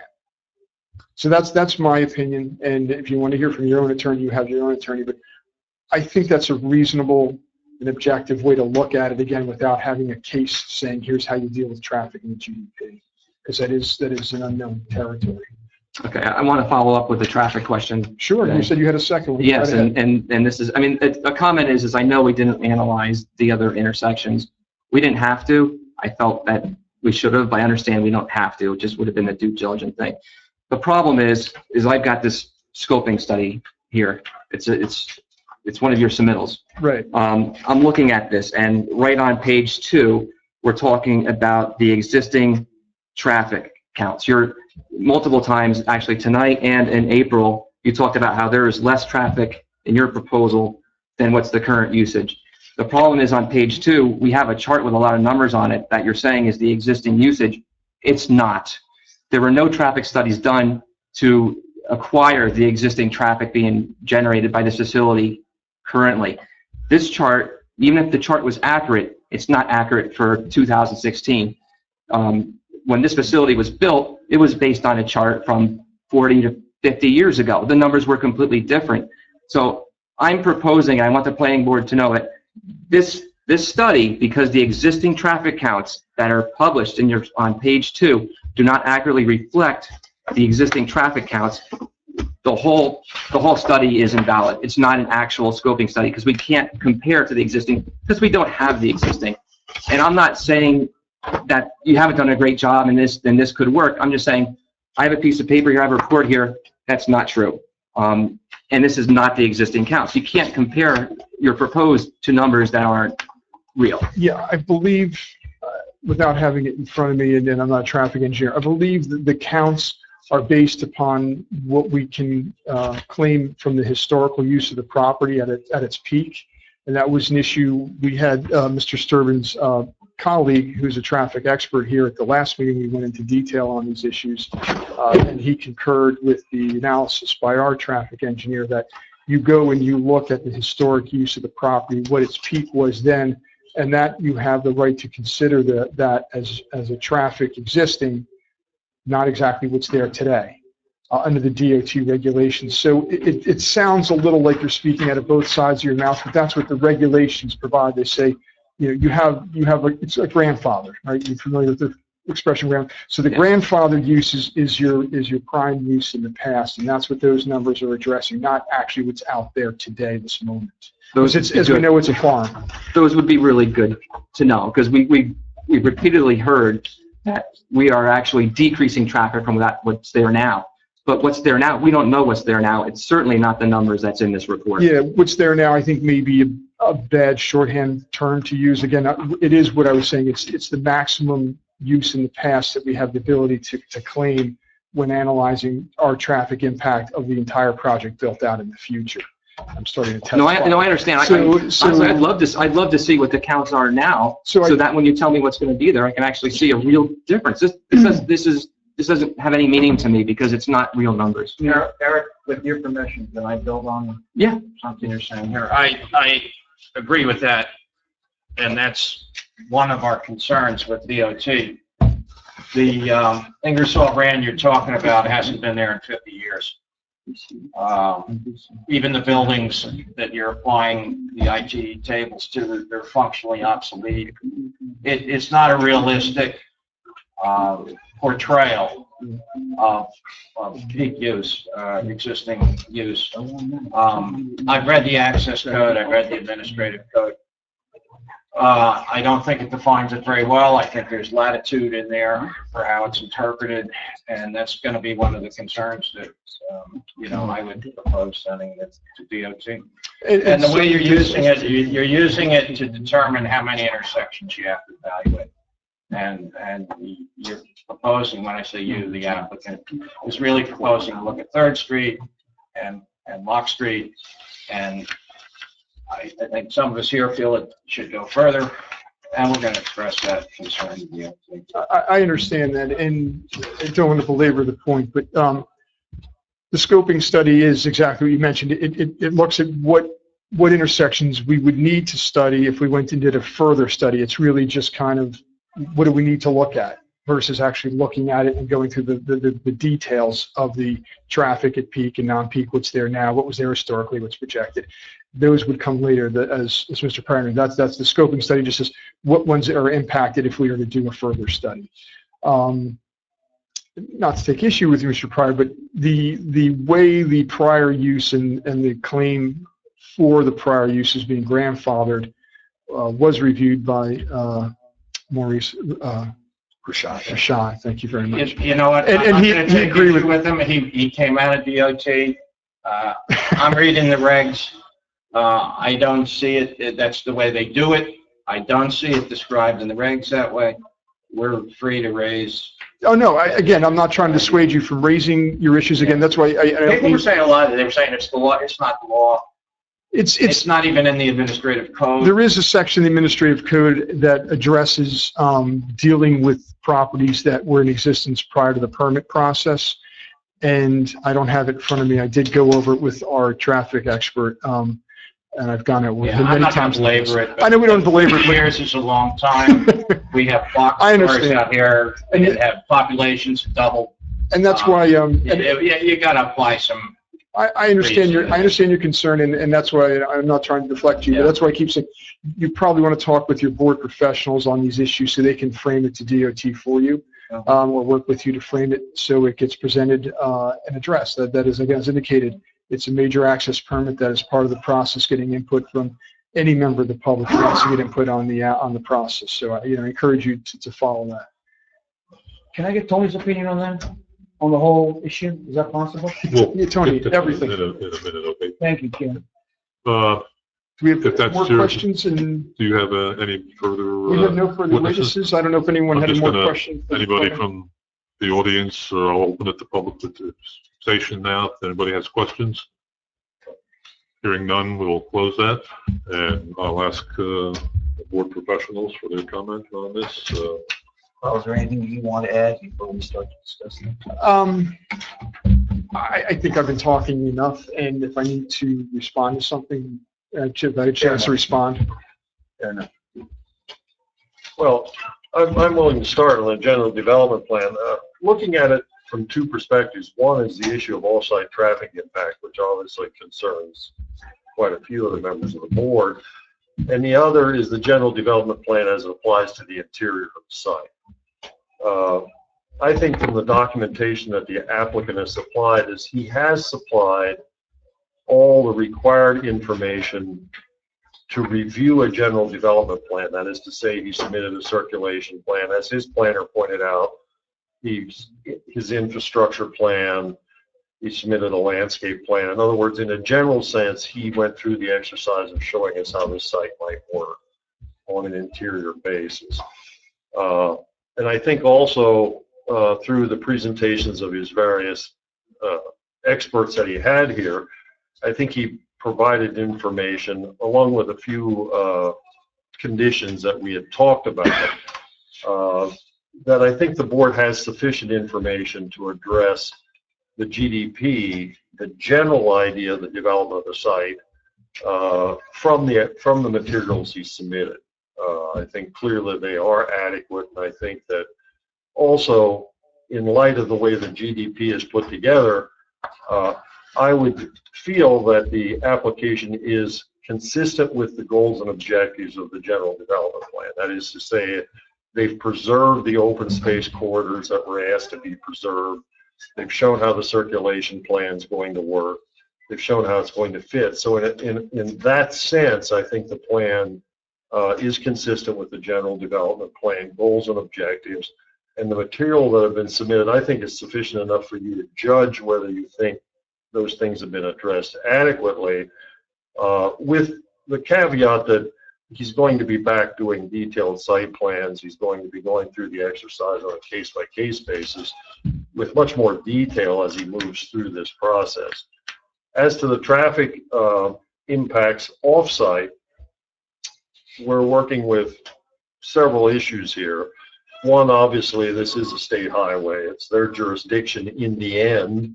What they approve, quite frankly, is their responsibility. I think it's been made very clear to the applicant the concerns that this board has. I think, if I heard correctly, the applicant has agreed to allow the board to interject itself into that process through the writing of letters, letting the NJ know our concerns and what we would like them to look at while they move through the process and do the detailed design. So he has offered us a way to stay involved in that process. Can he answer all those questions right now? The answer is obviously not. I mean, they've given us a general idea of the impact and where they're coming from, but obviously they haven't studied the intersections and that type of thing going down the road. But I think we do have the tools to intervene in that process and to keep the board affirmed in that process as we go forward to try to get those questions answered. With the one caveat that has to be in the back of the mind, in the end, the final approval of that intersection is an NJ issue. We have control over how the roads work within the site, how they circulate, whether or not we believe there's impact on various parts of the community as a result of their design. In the end, the final say on that, at least my opinion, and Paul can jump in later if he disagrees, it's going to come down to NJ having to approve the design for that intersection, hopefully with our input. So I think they've gone through the process in a great deal of detail, sufficient for that. And as I say, I think we sort of have to judge it at this stage for what it is. It's a general development plan. And we have to decide if we're comfortable enough to go to the next step, to allow them to begin to invest in more detail and actually come back before this board with detailed site plans, the actual designs of the intersections, and for us to remain in there. As I say, I think that they have submitted and provided the information enough for the board to decide. You have to weigh it, but that's where I've come from, along with the few conditions that we had attached. As you know, he withdrew the waiver on the septic for the recreation building, for the nature center. Let's see if I can get it all. Hang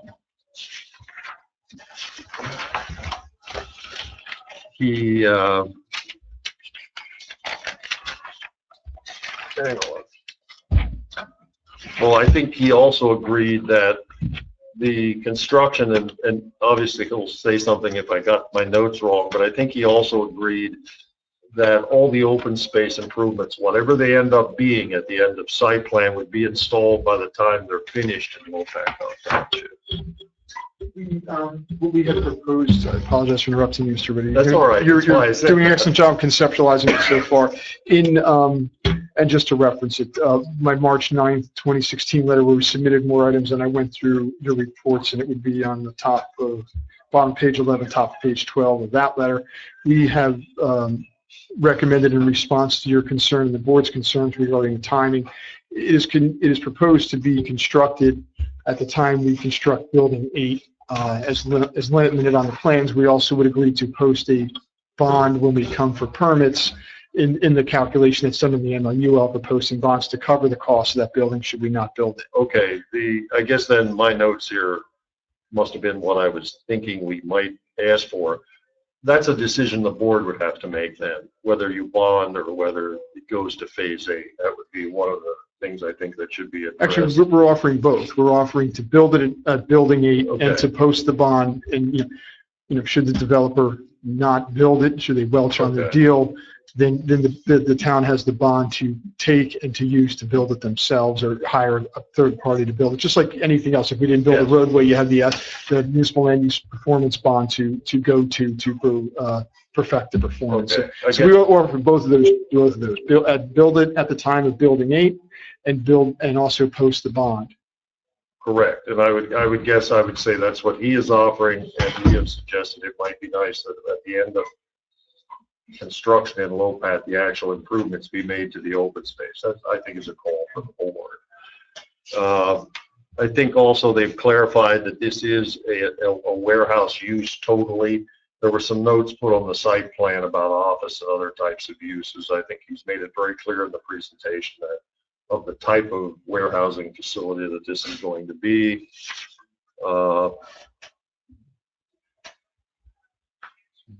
And I think actually that was about it. There was very, very few conditions that I thought necessarily should be attached to this and reviewed. And I think also the board should note if they decide to approve the general development plan, that he would provide traffic reports in detail with each of the site plans as he comes forward.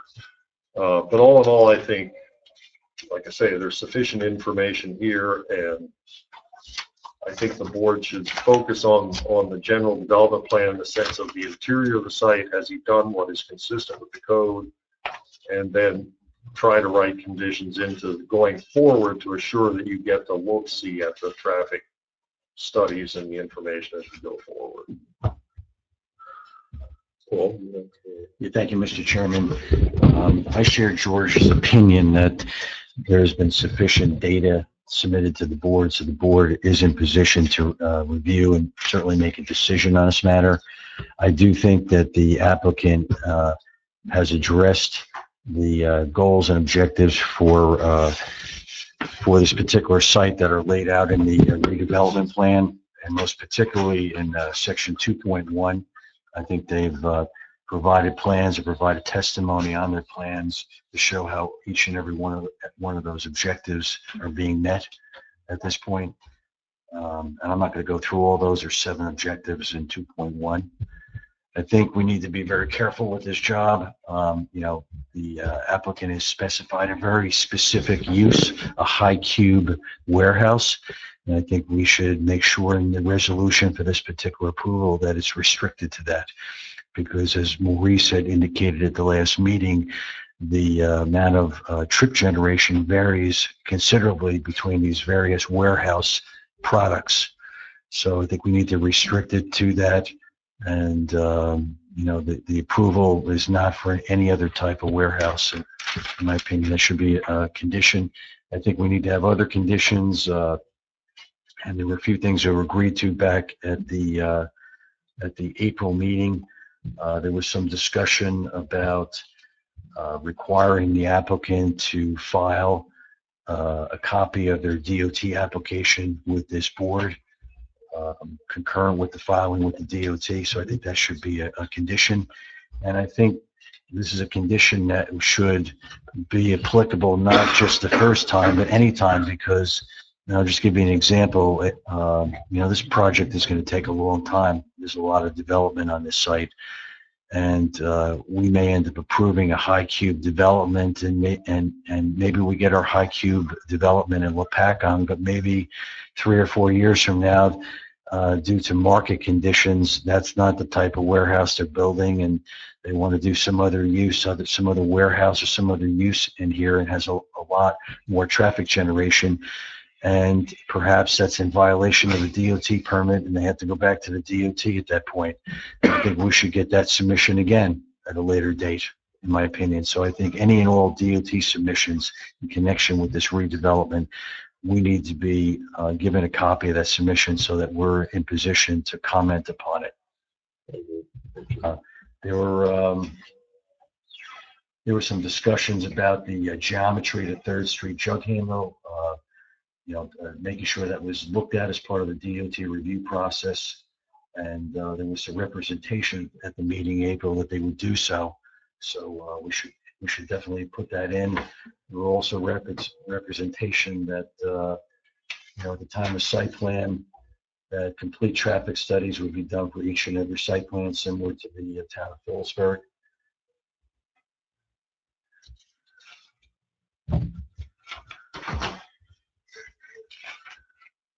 There was some suggestion, by Mr. Pryor, if my notes were correctly, about doing a corridor study.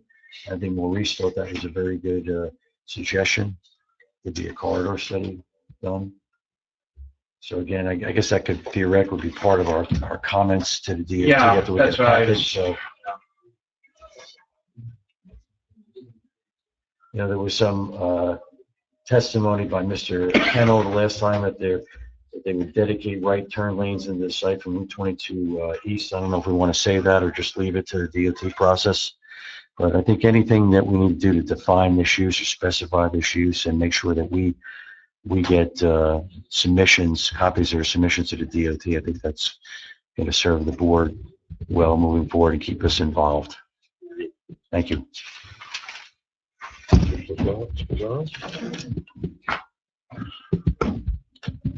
I do not generally prepare memos for the board on applications, but I thought that this one was an exception because legally it's not what you're used to seeing, and I think it's rather unique. In order to put this application in perspective where we are, I think we need to look at the history. This has been going on in this community for over a decade.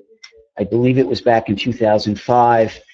There was an initial study to determine whether some properties were in need of redevelopment, and there was a determination ultimately made that this property, the scope of that inquiry contained other properties, but this particular property was identified as being in need of redevelopment. The governing body could have prepared its own redevelopment plan. It did not. It referred, under the statute, and had the right to do so, referred that task to this planning board. And this board, and the members may change, but it's still the same planning board, with the assistance of its professionals, prepared a redevelopment plan which went back to the governing body and was approved. There have been potential developers that have come and gone, and the redevelopment plan has been amended, and it's been amended as recently as December of this year. In fact, last year, I'm sorry. We had a meeting on December 23rd, which was rather unusual for this board to meet 2 days before Christmas. And that meeting was for the express purpose of reviewing amendments to the redevelopment plan and making a recommendation to the governing body. This board recommended to the governing body the redevelopment plan that was ultimately adopted and approved by the governing body, and I think it was before January 1 of last year, if my memory serves me correct. That redevelopment plan is not just a generalized statement. It contains much specificity. It identifies uses that are permitted. It identifies the density that is permitted. It establishes buffers. It requires open space. It requires recreation. It requires a whole host of things. It is in many ways as detailed, if not more detailed, and tailored to this particular piece of property than a zoning ordinance might be. We then get a plan submitted to us, a general development plan. In fairness to the applicant, I know they've been beat up some on lack of specificity, but recognize for a project of this scope, of this magnitude, the cost of full-blown engineering, of studies of traffic, of all of the things that were required, we're talking about a tremendous, tremendous outlay of money. And I'm not concerned about the applicant's money, but in order to there be a working process between a planning board and a developer, I believe the legislature came up with this idea of a general development plan, which is more than a concept plan, but it's less than a site plan. And it gives us an indication of what they propose to do. And I think they've done just that. This GDP complies in each and every respect with the redevelopment plan. I know there have been concerns expressed about traffic. The reality is we have the ability, I think a question was raised concerning this, regarding the ability to regulate what happens on local streets with weight limits and the like. But the state highways are beyond our jurisdiction, and frankly, you may not like that, but it's a state policy decision, and the reason is that all property owners, all residents, all businesses have an equal right to use those state highways, and that is why the state has exclusive preemptive jurisdiction over their use. That's just the law, and we're bound by it. In my memo, I indicate that, and we had talked about this at the outset of these meetings, that the applicant needs to prove that what's being proposed will not have an unreasonably adverse impact. And I've spent a lot of time researching the issue, thinking about it, and where I come out is this. If this board has prepared a redevelopment plan, and it has the specificity that it does have, and we then get a general development plan that's consistent with that redevelopment plan, I think this board would be hard-pressed to conclude that this has an unreasonably adverse impact. And I say that because the uses that are contemplated, the density, the intensity, was all foreseen when the redevelopment plan was created. So to say that this is creates an unreasonable burden, I think is just, frankly, it's unfair and it's unrealistic. This property owner has a right to develop this property. They have a right to develop it consistent with the redevelopment plan, and that's just what they're proposing to do. Now, having said that, I am as concerned as all of you are about traffic and what the impact will be. I am confident that the board professionals, including Mr. Rashad, who may have been with the DOT for many years, but he knows how the game is played, and I think he'll do his best and he'll get the most for this municipality that he can. And if we can expand those areas that the developer must address by way of improvements to state highways, all the better. But we'll hold their feet to the fire and do what we can to protect this municipality. But given where we are, given what's been presented,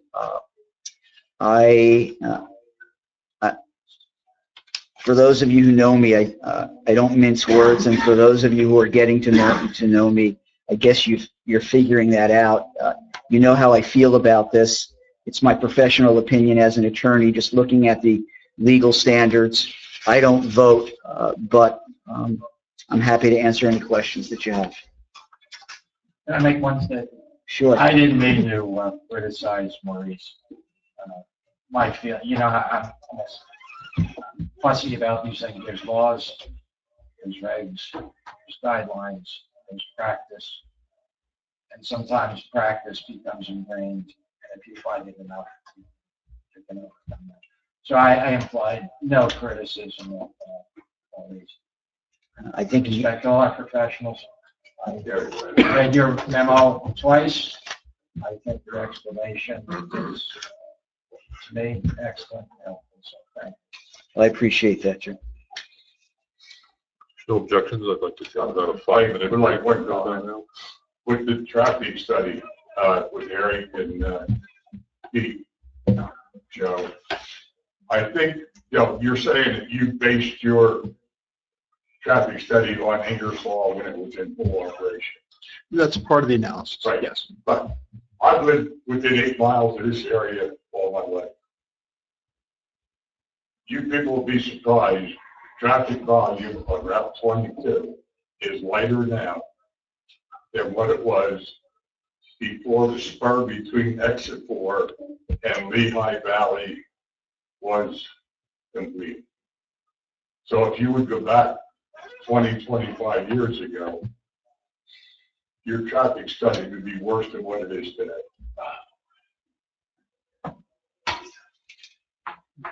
Okay, Mr. Chairman, I know you want to take a break. Let me just have just a very quick sec to address some things. I don't have any real general issues on anything any of your professionals said. Generally agree. There's a couple conditions that were proposed. I just want to clarify what our position was on those. The first one, which is the easier one, is the timing of the building of the recreation issues, and I'm not going to go into that. We have one proposal, and there's a couple on the table. The issue with the high cube use, what was discussed and what was understood by us was that the traffic reports, some of the assumptions in the reports, because at this point they are assumptions, just the stage we are at, were based upon a high cube use. We don't know what the use will be till we have a tenant.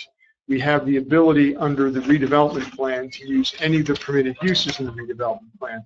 So what we had agreed to was, should the use on the warehouse in the Lopatcong portion not be a high cube, that no question that we would have to redo our studies to reflect the actual use.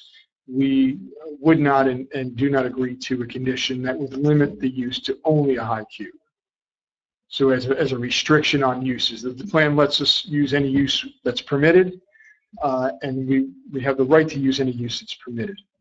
So that's a condition that we would not agree to. I totally disagree with that. Then they should have submitted a traffic report presenting other warehouse uses and trips. Again, this is the lowest number of trips. So I don't agree with that at all. I understand your position, and as we indicated, when we have an actual user, I mean, it's our anticipation to have a high cube in there. That's the anticipation for the site. We have other uses that are available. We've had interest from other tenants that are not necessarily high cube, not necessarily in the Lopatcong property. Maybe it's in the Phillipsburg. Just wanted to make the board aware of that.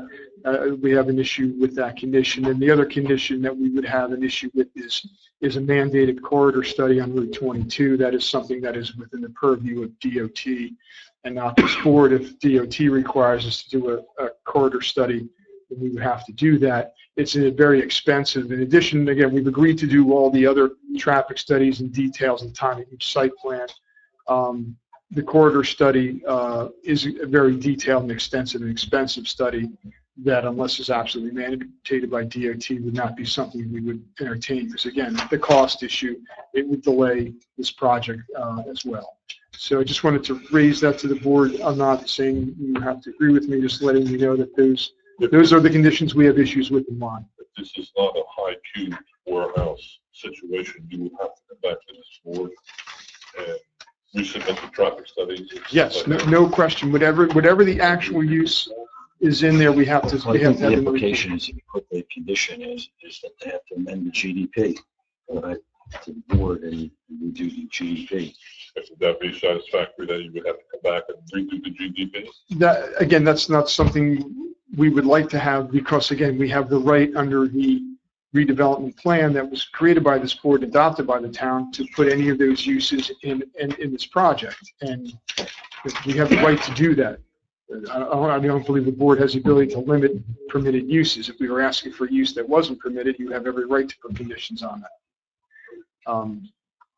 It's been my understanding from the get-go that what was being proposed here was high cube warehouse, and all of the testimony, my understanding, was reviewed from that vantage point and in that context. This comes as a complete surprise to me. You know, I have a question, zoning, for you and Paul. Zoning ordinance, let's forget about redevelopment for a second. Zoning ordinance has lots of uses in the zone. It's always been my experience when somebody changed the use, they came back to the plan.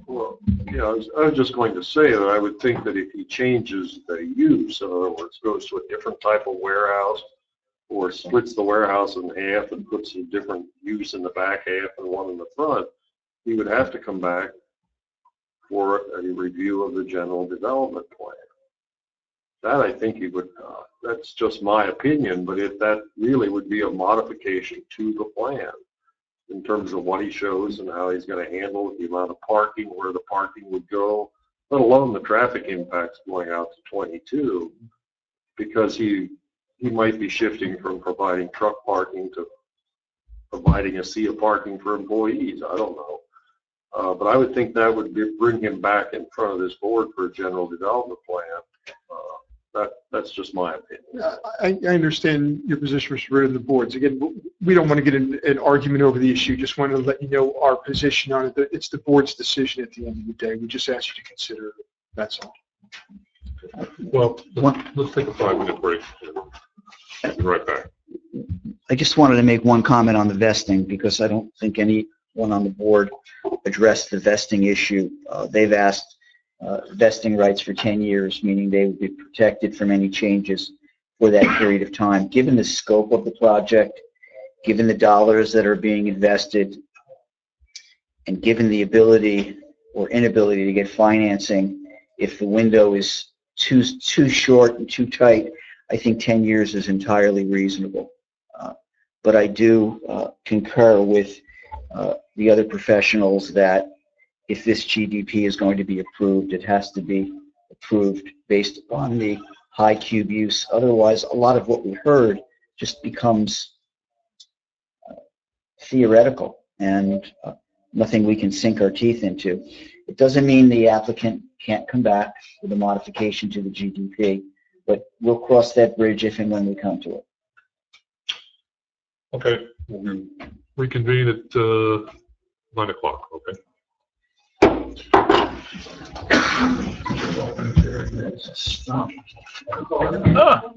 Yeah. Thank you. 15 minutes ago, I know.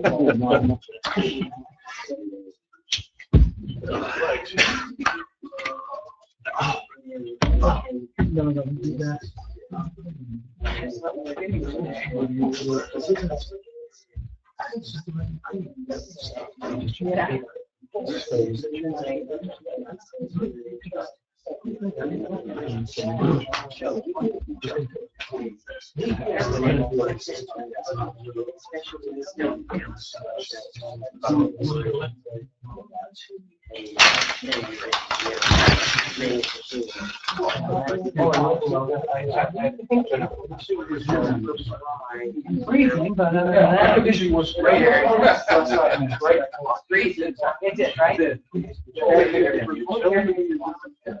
Good, and you?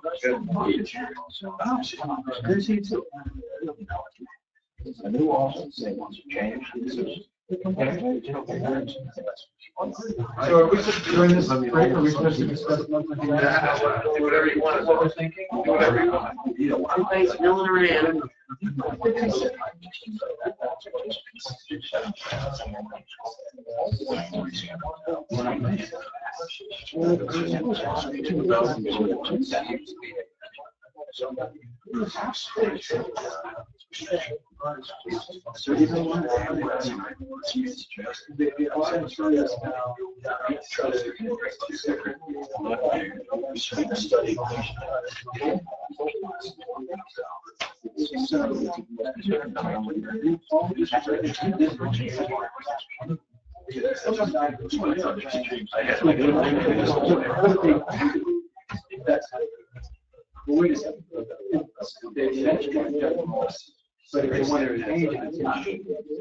Yeah, but see, even though they meant general, they zeroed in on hydrogen.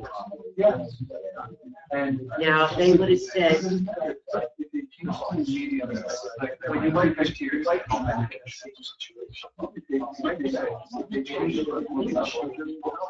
I don't see why, if it differs, they did to a modification and their site plan. You know what I mean? It would get lengthy because you'd have to cover, you know, So anyway, whatever's gonna cost. Yeah, exactly. We don't have very seasoned board members. I've been around a little bit. Gary's seasoned.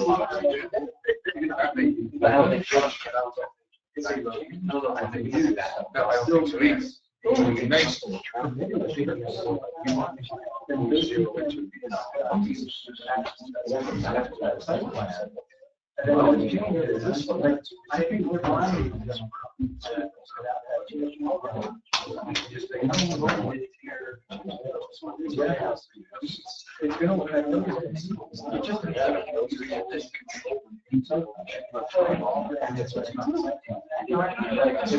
Right, that's what I more or less said. You know, they can come and do both at the same time, I would think. Just.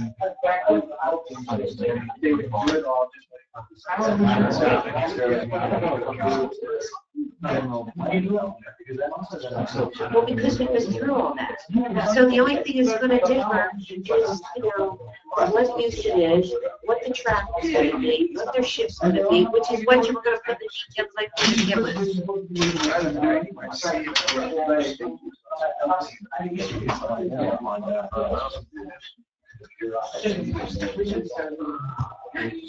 I've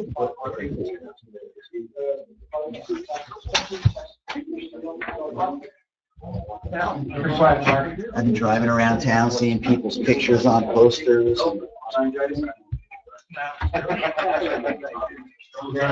It's another week of it. It's Tuesday.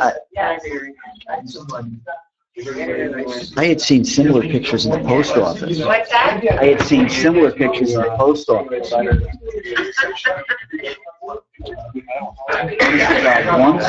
Once, I looked at those years ago in the post office.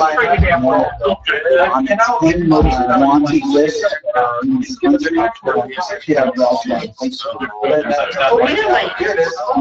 he was not young. He joined the motorcycle. Oh my God. That's pretty scary. Alan Watson.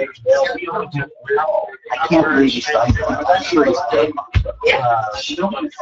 Wow. Sad.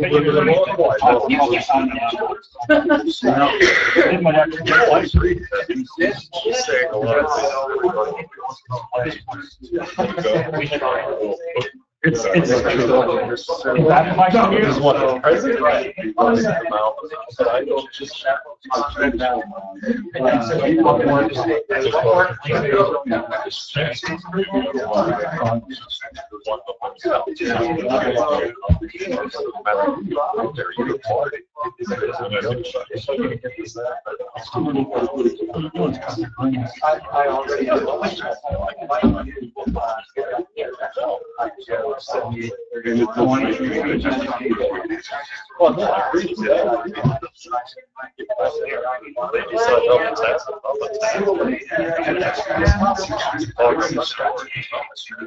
Get the tractor.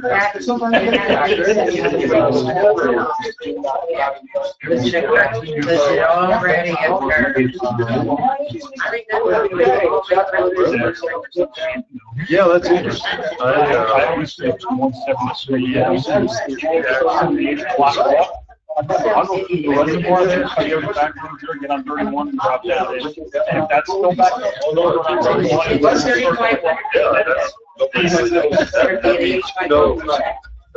Where you should.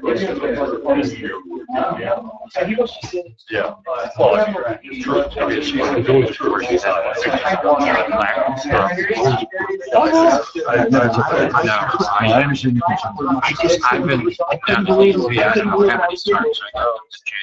Whatever way.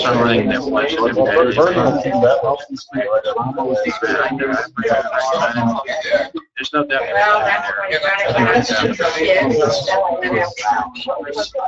Well, I know. This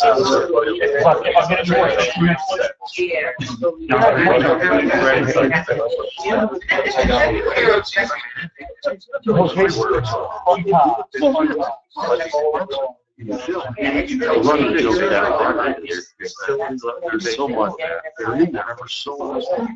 It's like dynasties. They just hand it all.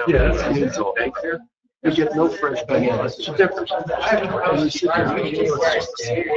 This is not a special meeting. This is like a political. What happened to the regular? We postponed to now. Yeah. No, you can't. We can do that. Or said deals cut off beforehand. Well, we have one member who hasn't showed up. Maybe he comes the wrong night. Well, you're doing this camp meeting? Yeah, that's exactly right. That's This one came once, so he, by statute, it's out.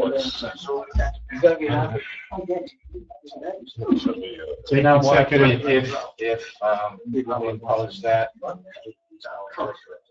No, what? I'm just not gonna argue it's whether this is a special or a regular. No, I'm just You wondering. say you haven't shown up, you're not. What?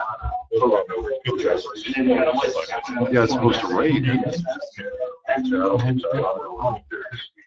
know, Oh, you brought it? Oh, okay, all right. Oh, okay, well, at least you should have said on Saturday.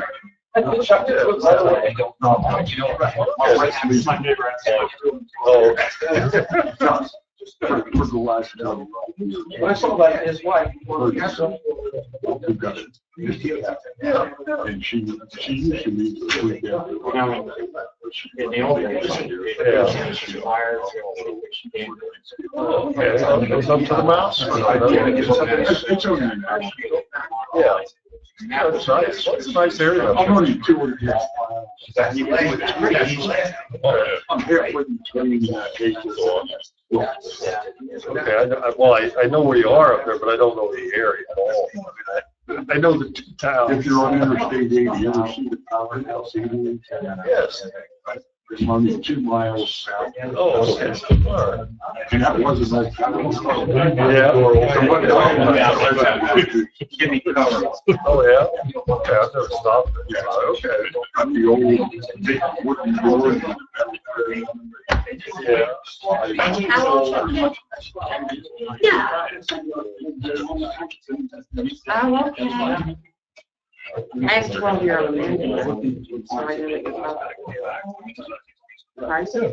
that you're yeah, she's 12. Yeah, so, yeah, well, yeah, this is my years of course. I'm and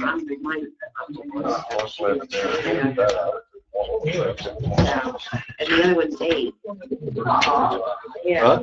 No, I'm fine. I said, no, I wasn't interested. So I'll take that anyway. I'm not very old.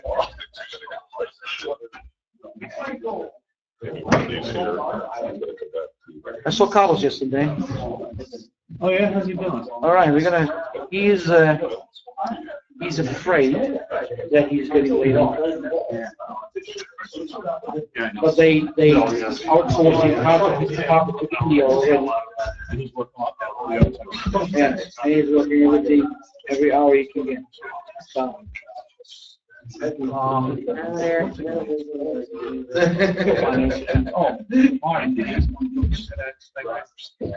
Marty has an offer to move in with his sister, which he is probably entertained. He's looking into moving to State Park somewhere, or taking an apartment close to his sister. Oh, yeah. Which doesn't make sense.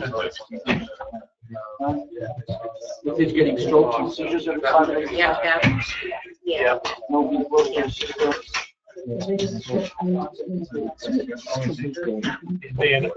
All right.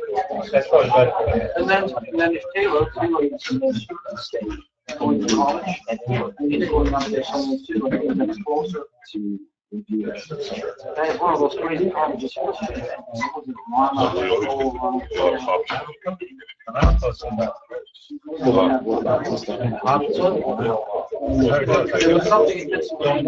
Big changes. That's the one.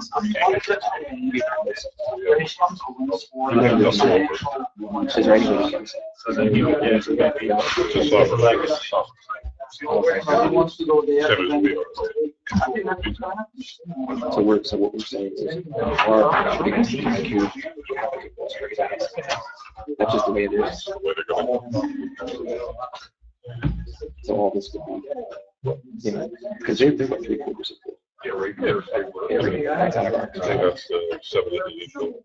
Yeah.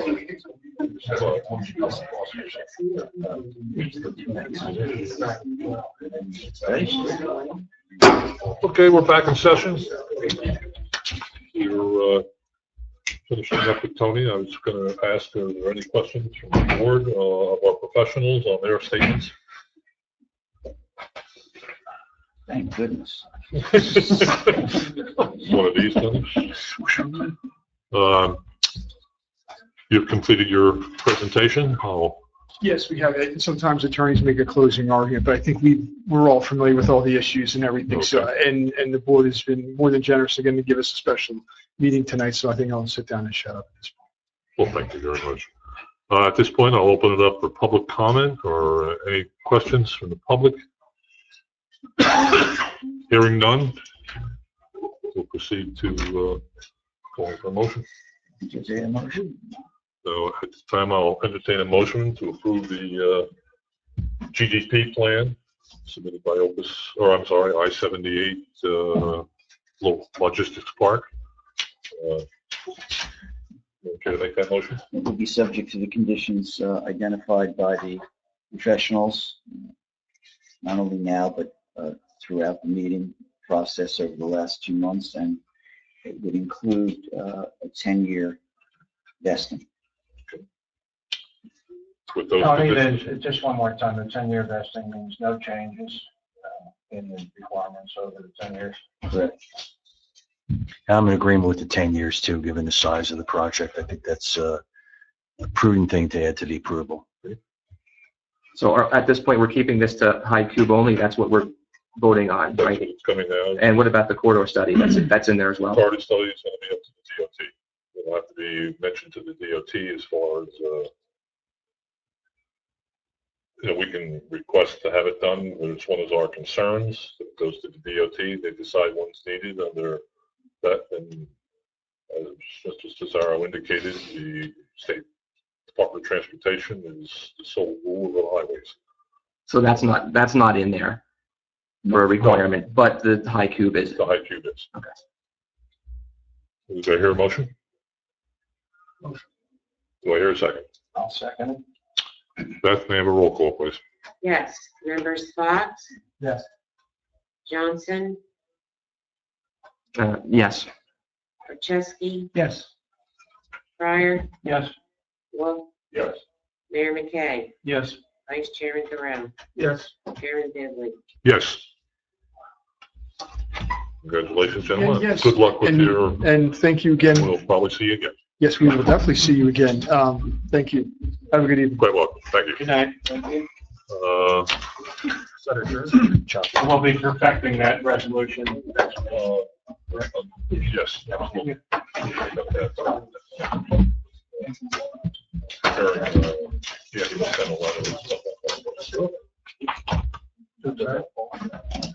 No, he's saying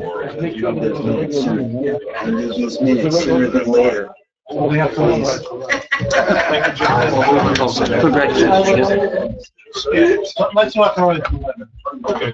Very good. Mr. Chairman, can I say Thank a you. quick question we have a meeting at the end of June, correct? We do. Yes. Are we going to be able to get the report from our planner at that meeting?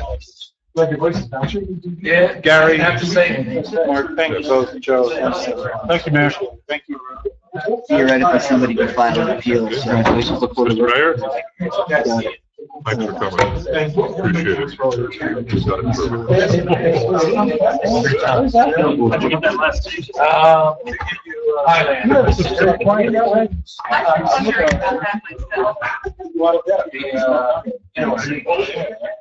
Well, good job, you guys, on the presentation. Some good displays. I didn't mean to beat you up on that one, but it legitimately, this, I have like no way to. That's my opinion.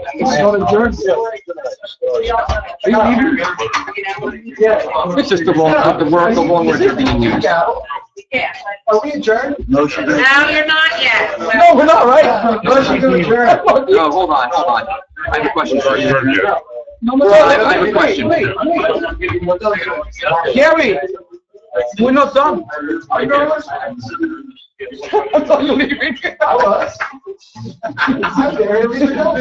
Don't go anywhere. Don't go anywhere. This side. It's a review of this side.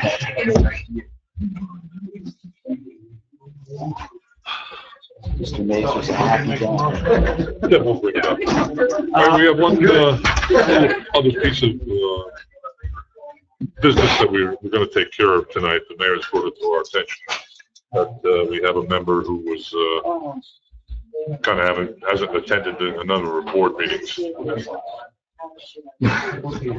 we're going to authorize Beth to send him a letter indicating of what's going on and the problems that we're having. That the board will take action at the next meeting for removing it. Statutorily, he's forfeited his, He's forfeited, right? his appointment based on. I think he's off, right? Can we? If he was sick in some way and does right back with that, we have to use that. I mean, he never advised us. Okay.